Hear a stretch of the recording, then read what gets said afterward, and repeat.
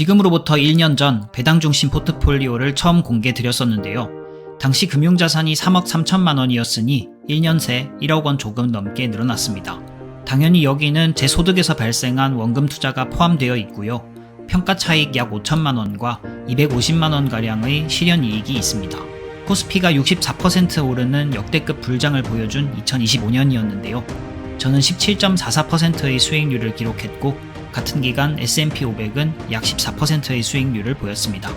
그동안 포트폴리오 관련 영상은 지금 보고 계시는 이 영상의 마지막 부분에 카드로 넣어두겠습니다. 구독과 좋아요 정말 큰 힘이 됩니다. 대배당들의 시대, 저는 대배당입니다.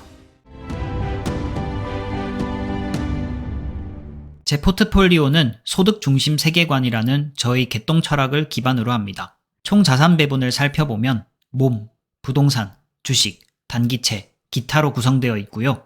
이 5가지에서 발생하는 현금 흐름에 집중합니다. 오늘 다룰 주제는 주식과 단기채, 즉 금융자산을 한정한 포트폴리오입니다. 배당 중심 투자를 기획하고 제가 처음 매수한 종목은 엑슨모빌이었습니다. 당시의 포트폴리오는 이런 모양이었습니다.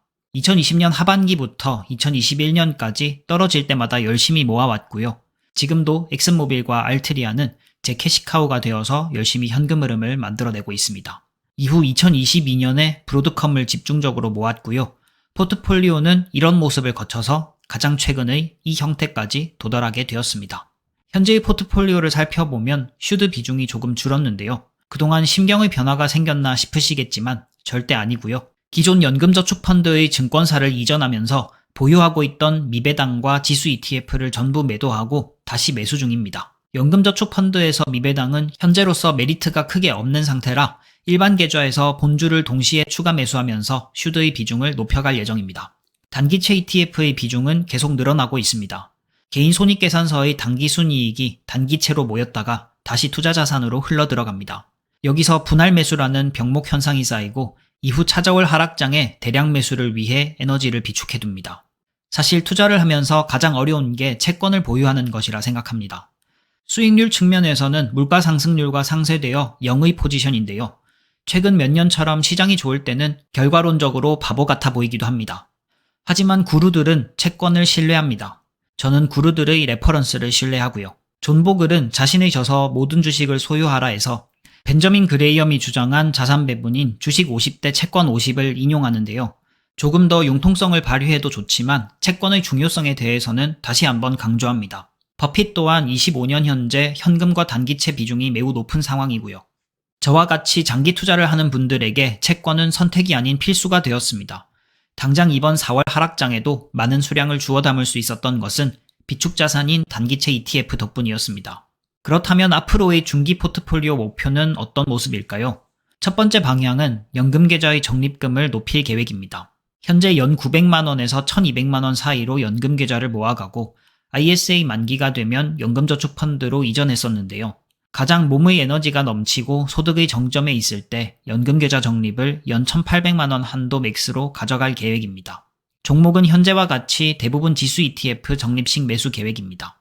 두 번째 방향은 커버드콜을 신규 편입할 것입니다. 커버드콜을 매수하는 목적은 제가 새롭게 시작하는 일에 투자하기 위한 현금 흐름으로 활용할 예정입니다.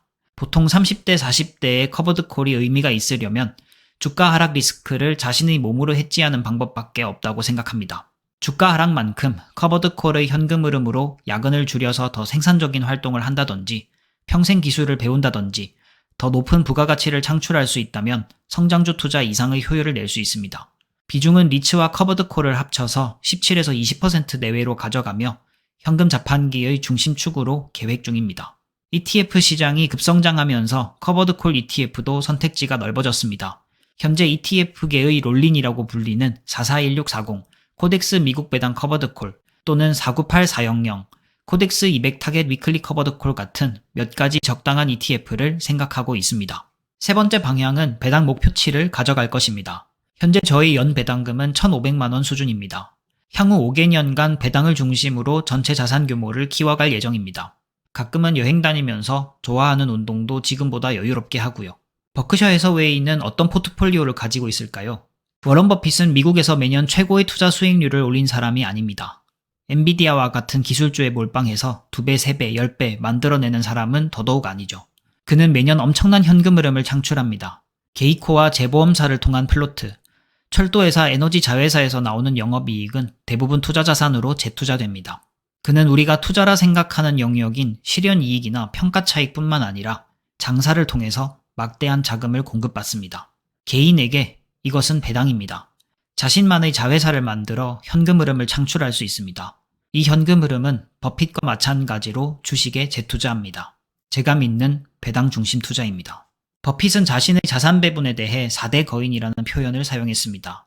첫 번째 보험 부문. 버크셔 해서웨이의 재무제표는 보험 사업과 비보험 사업으로 나눠서 공시할 만큼 보험업이 메인 사업입니다. 고객에게 받는 보험료와 지급되는 보험료의 시간차와 확률을 활용한 저비용 자금 조달 방법입니다.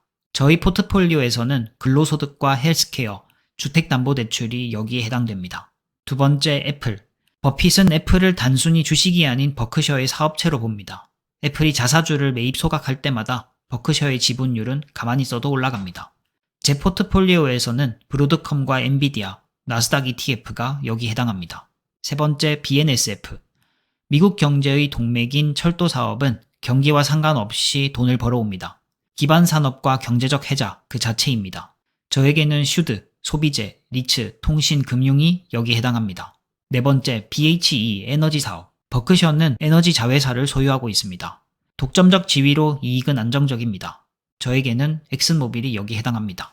요즘 재테크 시장을 보면 매일같이 쏟아지는 새로운 ETF만큼이나 상품 수익률 대결이 과열되고 있다는 인상을 받습니다. 더 높은 배당률, 더 화려한 상승률을 찾아다니며 지금 찍혀있는 퍼센트에만 과몰입하는 분들이 부쩍 많아졌습니다.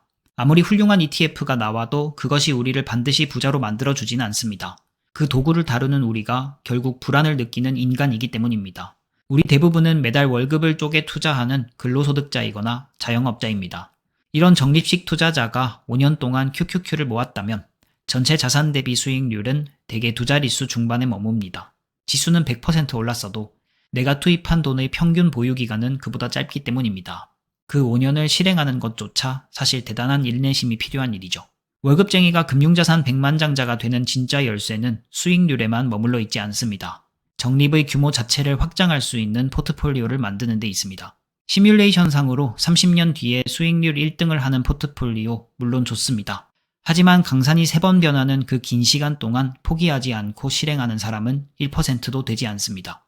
특히 40대와 50대에 접어들면 인생의 난이도는 예고 없이 급상승합니다.